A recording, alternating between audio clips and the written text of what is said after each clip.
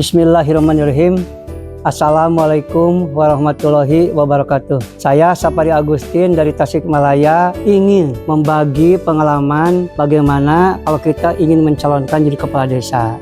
Ada 81.616 desa di seluruh Indonesia. Dengan banyaknya desa tersebut, setiap tahun di seluruh daerah se-Indonesia ada pilkades serentak. Ibu-ibu, bapak-bapak, kalau ingin menjadi kades lalu terpilih oleh masyarakat, ada pengalaman kami dalam rangka membimbing calon kepala desa dengan membuat rencana strategis seperti begini. Karena membahas rencana strategis itu membicarakan hubungan antara calon kepala desa dengan masyarakat. Karena membuat rencana strategis, kita mencermati lingkungan internal dan eksternal. Di mana internal adalah dari mulai luasnya wilayah desa, jumlah penduduk, potensi ekonomi, potensi wisata, potensi kerajinan, perikanan, dan lain sebagainya. Sedangkan peluangnya bahwa pemerintah tetap akan mengembangkan dan membantu desa tentang keuangannya. Pengalaman ini sudah beberapa orang yang membuat rencana strategis dalam rangka pencalonan tersebut. Alhamdulillah mereka semuanya berhasil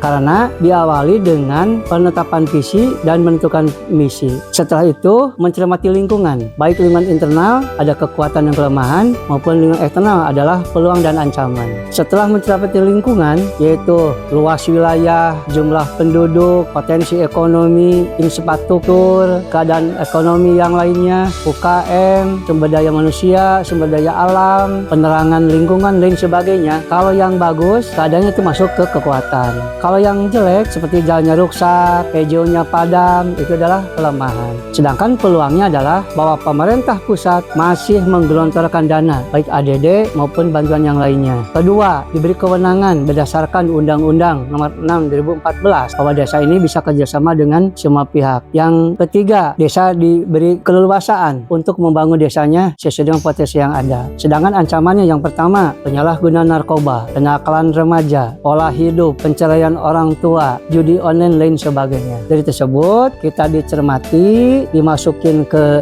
sistem pembuatan proses visi misi rencana strategis, di mana akan terbentuklah faktor kunci keberhasilan. Kalaupun faktor kunci keberhasilan ini sudah diketahui, disandingkan dengan misi, itu menjadi tujuan. Di samping itu, bahwa ada nilai-nilai kehidupan yang sakral di masyarakat yang tidak bisa dihindarkan oleh seluruh pimpinan, termasuk kepala desa. Karena di sana bahwa yang pertama harus jujur, kedua empati, ketiga ikhlas, keempat mau mengembangkan desa, kelima berinovasi dan sebagainya. Itu dicermati masuk ke rencana strategis lalu menjadi tujuan. Tujuan ini dilihat di sini ada sasaran, ada kebijakan, ada program dan kegiatan. Sangat lengkap sekali. Dari mulai visi nomor 1, misi nomor 1, visi nomor 2, misi nomor 3, visi 4, 5 di sini lengkap. Hingga dengan mengetahui berbagai keadaan yang di desa, kita akan dekat dengan masyarakat. Rencana strategis ini disampaikan ke masyarakat itu 2 tahun, 1 tahun sebelum pencalonan. Sehingga mereka akan mengetahui bahwa kita akan membangun desa ini akan menjadi kepercayaan untuk memilih saudara karena mempunyai visi misi ini. Setelah mencermati lingkungan tersebut, seperti dalam buku ini, itu dianalisa semuanya. Baik itu kekuatan, itu kelemahan, peluang dan ancaman, itu dimasukkan kepada kesimpulan analisis faktor internal di sini. Semuanya dibobot, di-rating dan diskor untuk menentukan mana kekuatan yang paling kuat, mana kelemahan, mana peluang dan ancaman. Dari sini dibuat penyusunan alternatif untuk menentukan bagaimana menghadapi ancaman, bagaimana meningkatkan kekuatan dan meraih peluang.